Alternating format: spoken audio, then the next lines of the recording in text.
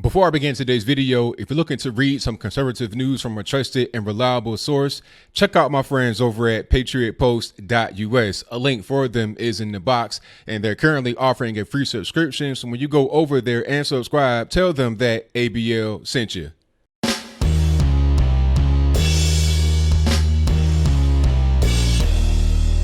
How's everybody doing? My name is Anthony Brian Logan, and today we got to talk about Theresa May resigning as UK's Prime Minister effective, I think, June 7th of 2019, right around 2 weeks from now.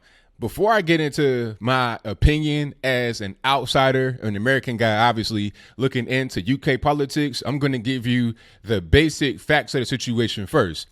Now, there was this, quote unquote, emotional press conference. It was like 6 minutes. She didn't answer any questions as far as I was able to tell. It was just her giving a statement. And if you want to see that full thing, I'll place that in the description box below. But basically, Theresa May was saying, hey, I was not able to deliver Brexit. I was not able to get the job done. Therefore, I should step down.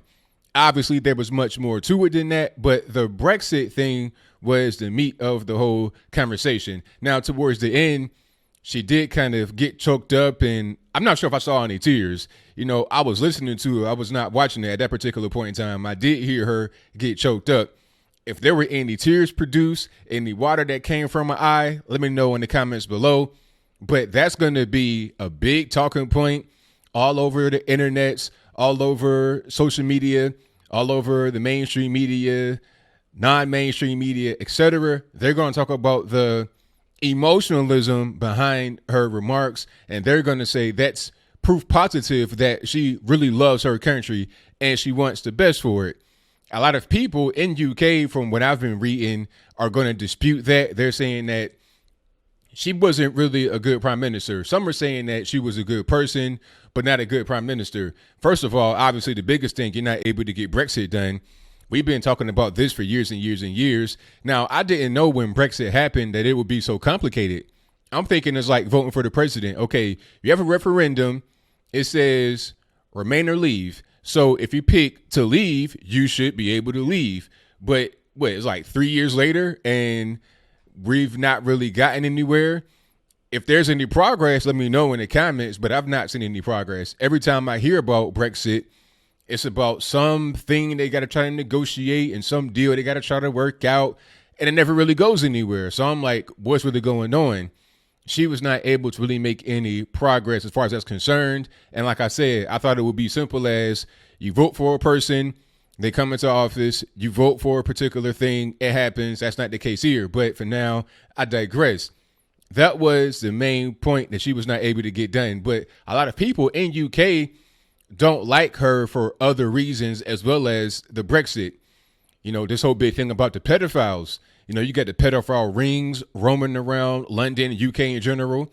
The so-called Asian men. What's being done about that? I don't know. And then you have, I think it was the list of top-ranking pedophiles. Like, I'm talking people that are pretty powerful, high-ranking people in UK that were not able to get prosecuted. If you know more about that, let me know in the comments below. But that was a big thing as well. Also, the Grenfell Tower catastrophe. Remember when that tower had the cladding on the outside of it and a fire happened and the fire shot up the space in between the cladding and the original wall. And it was like a match going up in flames. It was really sad. A lot of people died and a lot of people were left homeless. And it was kind of in a poor area, if I'm not mistaken, in London. So that was a big thing. If I'm not mistaken, that was under Theresa May as well. Just a lot of missteps, a lot of things that she did not do in the best interest of the people in the United Kingdom. All right. You still got some issues going on with Northern Ireland. And that's something else right there. Northern Ireland and Scotland, they may be saying, hey, all right, we got Brexit going on and Theresa May's out of there. So what's going on with our independence? We want a referendum right now. She was not able to get Brexit done, so let's get the next person in here who could be Boris Johnson, who I heard of before as the UK's version of Donald Trump. I'm not sure if that's true or not, but he kind of resembles him in his hair and all that, but that's a different story and I digress. But they're saying, hey, if we can get Boris Johnson in here, maybe even Nigel Farage with the Brexit party, then maybe we can get our referendum.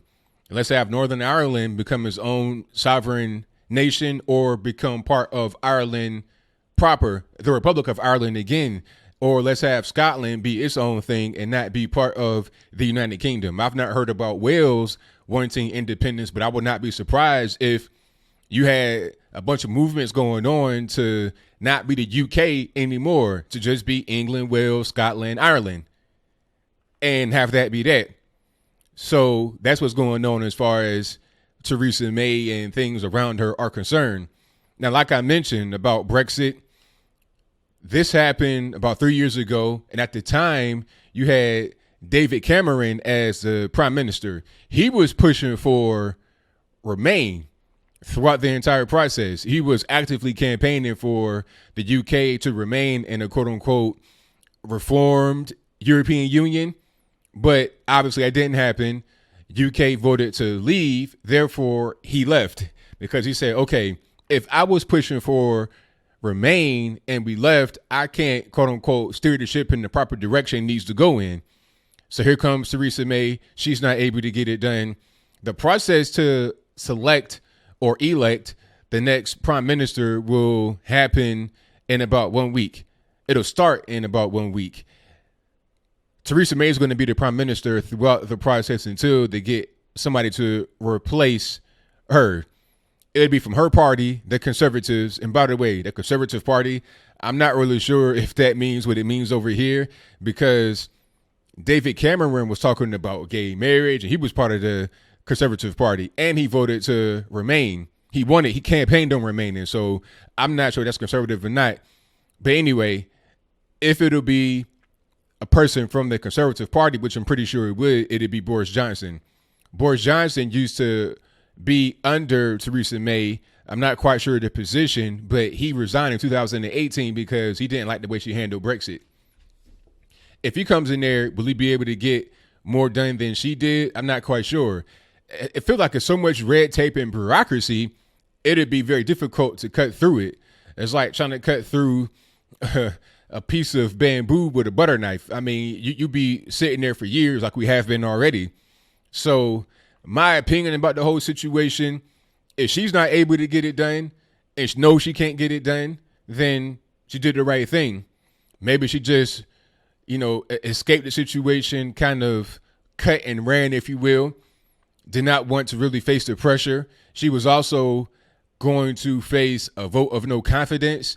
And if I'm not mistaken, once you get a vote of no confidence, you have to be removed, or it's like a process of removal. Maybe she didn't want to face that. Maybe she didn't want to take any more heat for not being able to get Brexit done. Maybe she wanted to pass the buck to a Boris Johnson or somebody else to see if they can do it. And then while they can't, she can just sit back and be like, I told you so. Maybe not publicly, but maybe in her own mind. Either way it goes, Theresa May has resigned. She is still in office right now, but she will not be within the next maybe 2 weeks, I suppose, because I've been reading that she's going to actually step down on June 7th. So if the process begins in 1 week, maybe they have 1 week to name the replacement. So she's going to be there for that period of time. And that's pretty much all I got to say. So what say you? Do you think that Theresa May should have stepped down as Prime Minister of the United Kingdom? If you think that way, please explain to me why in the comments below. Do you think she should have stayed? If you think she should have stayed, let me know why in the comments below. What makes her a good prime minister? What makes her a bad prime minister? What things has she done positively that I've not covered here? Because like I said, I'm an outsider looking in. So I'm not there in UK dealing with the everyday politics of what's happening in the country. So I'm just, going off of what I see from people that report it, people that I know that are in the UK. Just I have a secondhand account, basically. But whatever I missed, what did I say that was correct? What did I say that was incorrect? Whatever your comments are, please let me know in the comments below. And that's all I got to say for this video. If you like what you heard, please comment, rate, share, and subscribe. Peace.